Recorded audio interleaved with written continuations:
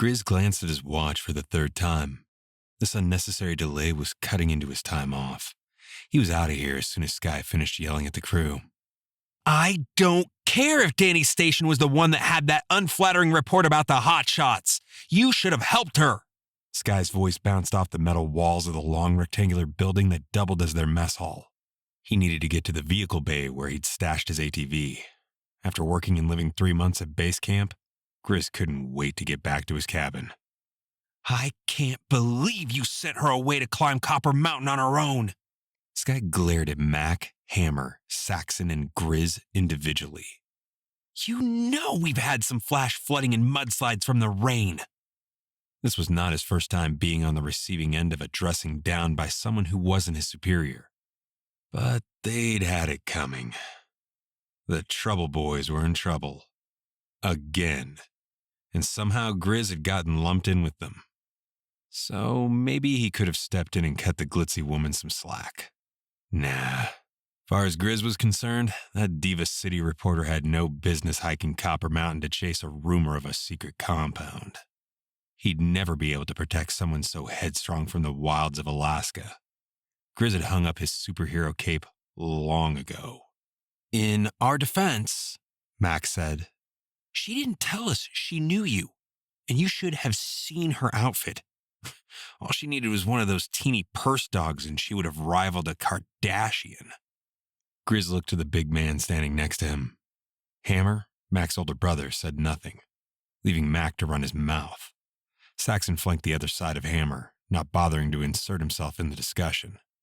Mac was the youngest of the group and had a lot to learn, although anyone under the age of 25 was a kid as far as Grizz was concerned. Sometimes it paid to stay quiet. 3 of the hotshots were ex-Army like him, but Grizz had never met Hammer, Saxon, or Kane while he was serving. He didn't know why they'd chosen wildland firefighting or why they'd brought Hammer's kid brother along, but he knew it had something to do with the female hotshot Sanchez. Wherever Sanchez was, that was where you could find Kane. What even is a Kardashian? Hammer snickered. The tattoo across the man's thick forearm spelled trouble.